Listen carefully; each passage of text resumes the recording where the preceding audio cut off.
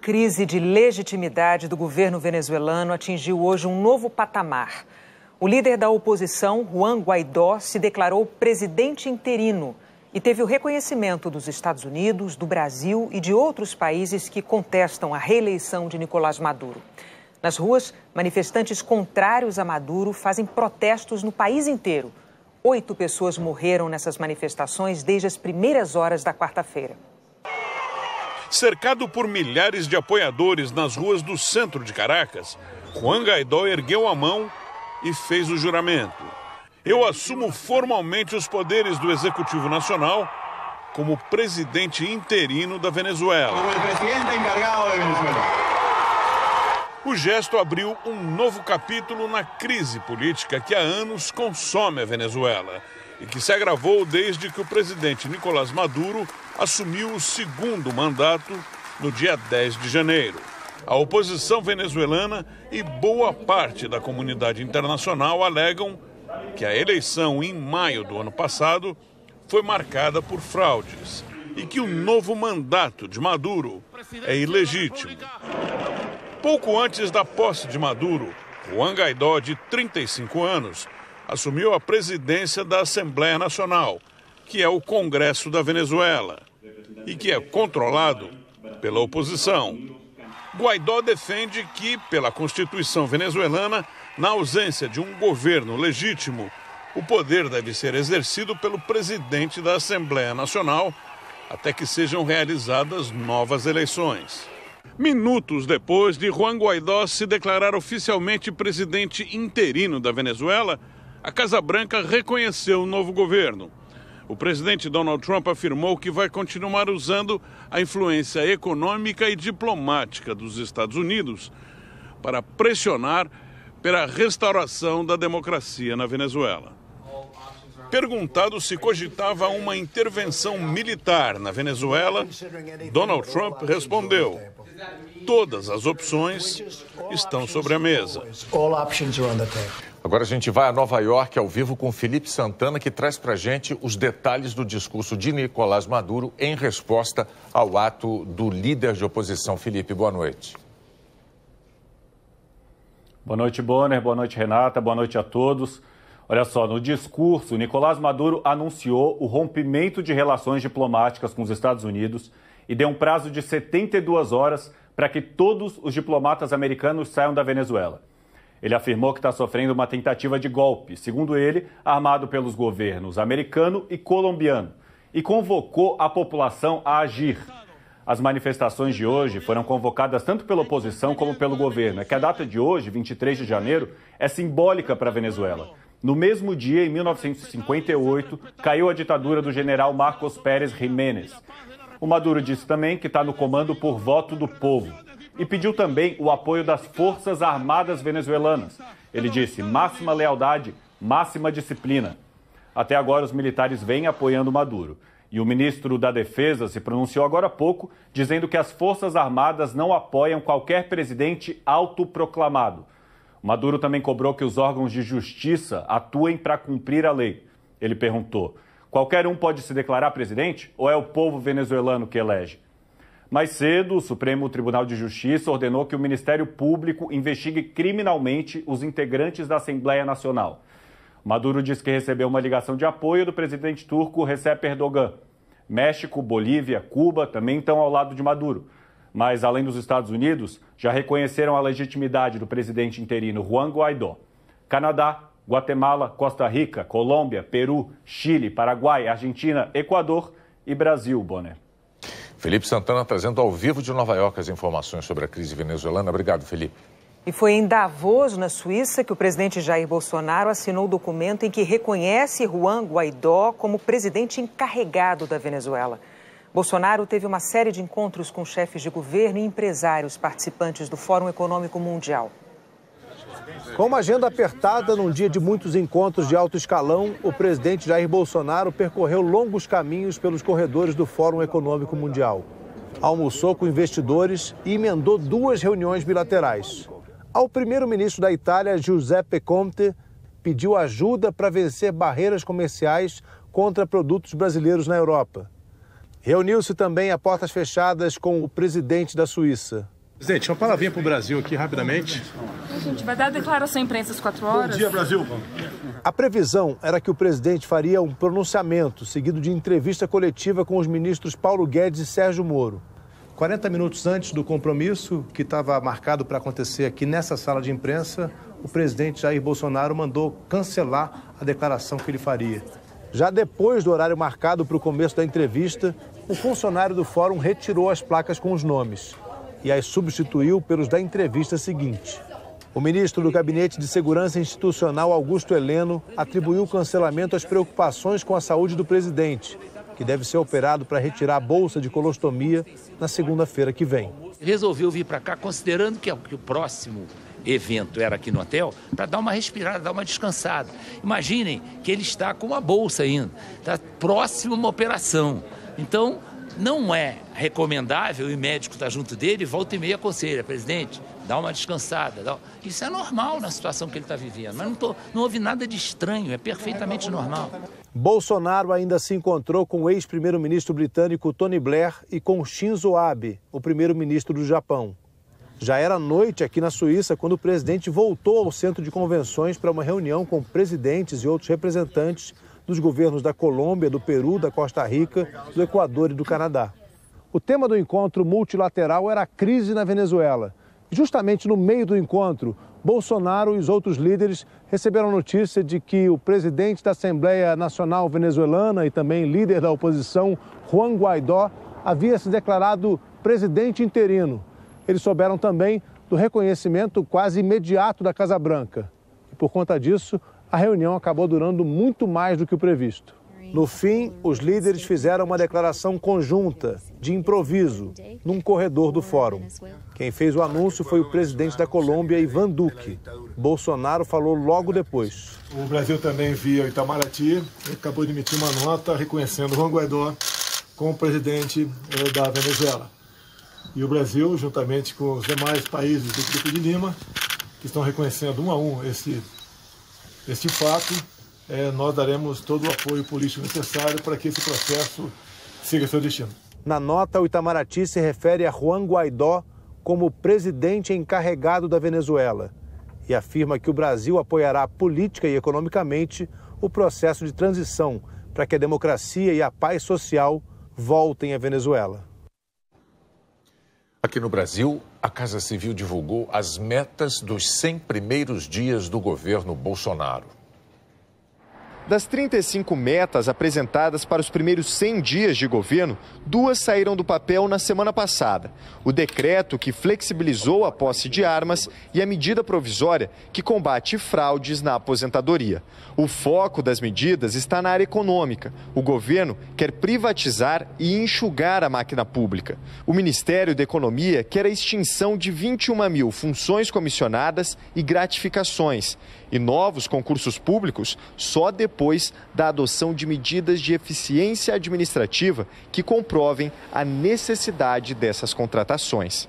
Apesar de serem prioridades do governo, as reformas tributária e da Previdência não estão previstas na agenda dos 100 dias.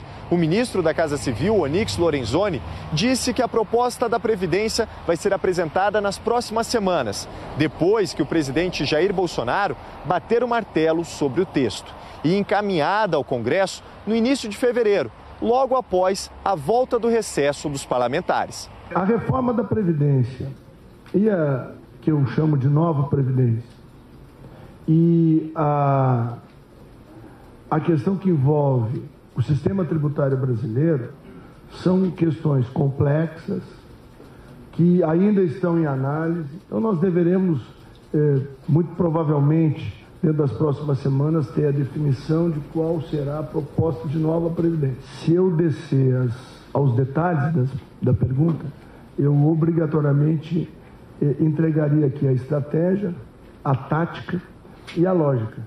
Ainda sem a reforma da Previdência, o governo quer acelerar o processo de privatizações. Na infraestrutura, leilão de 12 aeroportos em 3 blocos. A expectativa de investimento é de 3,5 bilhões de reais. 10 terminais portuários também serão leiloados. No Ministério de Minas e Energia, o governo também pretende viabilizar com mais rapidez o leilão do petróleo excedente previsto no acordo de exploração do pré-sal, fechado em 2010 entre União e Petrobras, a chamada seção onerosa. A negociação envolveria Tribunal de Contas e Advocacia Geral da União diretamente com o Conselho Nacional de Política Energética, ou seja, sem a necessidade de aprovação por parte do Congresso Nacional. Há previsão de leilão de áreas de exploração do pré-sal para o terceiro trimestre desse ano. A arrecadação pode chegar a 100 bilhões de reais. A independência do Banco Central também está entre os objetivos da agenda dos 100 dias. Nas relações exteriores, foco na redução da tarifa externa comum do Mercosul. Na cidadania, o objetivo é garantir o pagamento do 13º do Bolsa Família para 14 milhões de beneficiados. O governo não detalhou de onde virá o recurso para o pagamento deste benefício. Na Justiça, o objetivo é aprovar um projeto de lei conhecido como anticrime para endurecer o cumprimento de penas. Aumento também do apoio à Operação Lava Jato, principalmente em 3 estados, Paraná, Rio de Janeiro e São Paulo, além do Distrito Federal. Durante a entrevista, o ministro da Casa Civil foi perguntado se as denúncias envolvendo o filho do presidente Bolsonaro não afetam o governo. As questões que envolvem a Assembleia Legislativa do Rio de Janeiro, elas estão circunscritas ao que tem lá no Rio de Janeiro. E estão em apuração. Então nós temos só que aguardar. E o governo vai continuar trabalhando a favor das pessoas. E aí é aquilo que eu disse antes. Todo mundo fala o que quer e escreve o que quer. É isso. E o governo não vai perder o norte. O que nós estamos apresentando aqui é um rumo, mostrar que o governo tem rumo, que o governo tem norte, sabe onde quer chegar. Em Davos, na Suíça, o presidente Jair Bolsonaro também falou hoje sobre as movimentações financeiras do filho dele, Flávio. O COAF as considerou atípicas.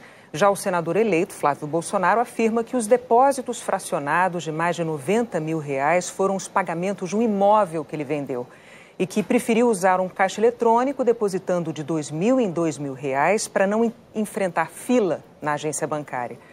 Numa entrevista à agência Bloomberg, o presidente Jair Bolsonaro disse o seguinte: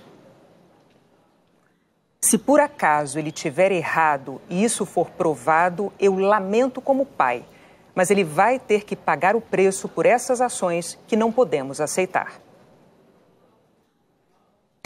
O Ministério Público Federal, em Juiz de Fora, prorrogou por 90 dias o segundo inquérito que investiga o ataque à faca contra Jair Bolsonaro em setembro do ano passado. Essa investigação apura quem financiou a defesa de Adélio Bispo de Oliveira, o agressor confesso de Bolsonaro. Adélio está detido no presídio de segurança máxima de Campo Grande. Ele é réu num processo por prática de atentado pessoal por inconformismo político, que é um crime previsto na Lei de Segurança Nacional. Em 2018, a economia brasileira voltou a criar empregos com carteira assinada depois de 3 anos demitindo mais do que contratando. Rosiele passou quase 2 anos procurando emprego. Só em agosto do ano passado conseguiu uma vaga numa agência de empregos. Eu fiz entrevista no dia e no outro dia já a psicóloga responsável de recrutamento me ligou e me comunicou que eu já estaria selecionada, se eu poderia já começar na segunda-feira. Depois de 3 anos seguidos de vagas sendo fechadas, o ano passado registrou uma mudança de rumo. Quase 530 mil vagas com carteira assinada foram criadas. E essa oferta de emprego aumentou em todas as regiões do país. O Sudeste, região mais industrializada, teve 251 mil novas vagas.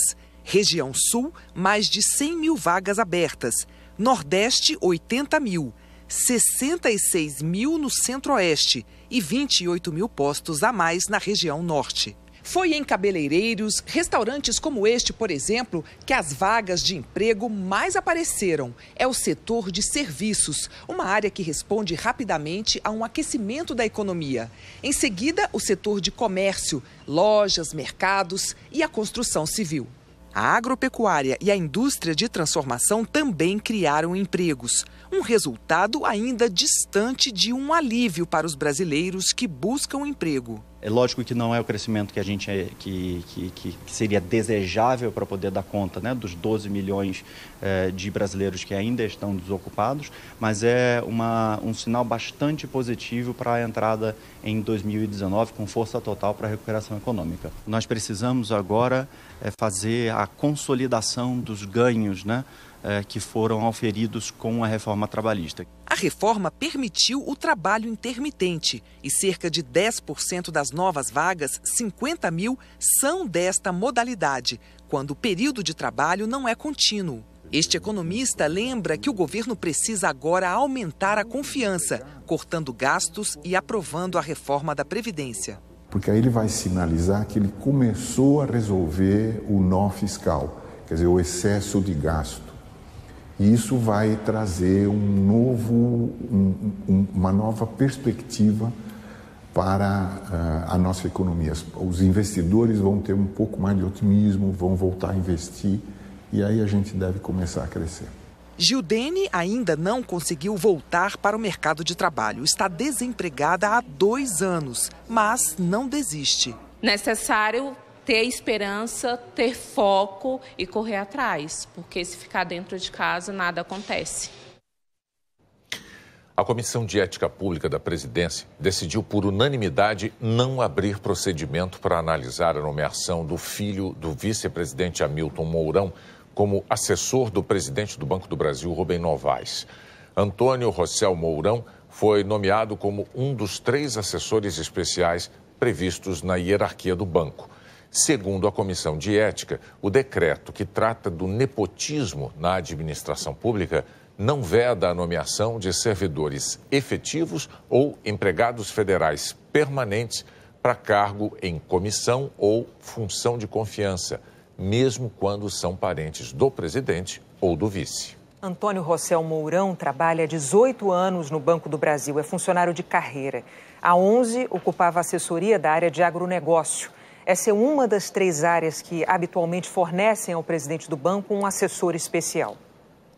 E agora um esclarecimento. No Jornal Nacional de ontem, nós noticiamos a decisão da Arábia Saudita de barrar importações de frango de 5 frigoríficos brasileiros.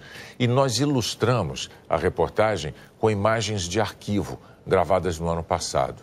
Mas nós não informamos no vídeo que aquelas imagens eram de arquivo, eram só ilustrativas. Por isso, o esclarecimento. O frigorífico que apareceu naquelas imagens não foi atingido pela decisão do governo saudita. Nem ele, nem qualquer outra unidade do Grupo Vibra.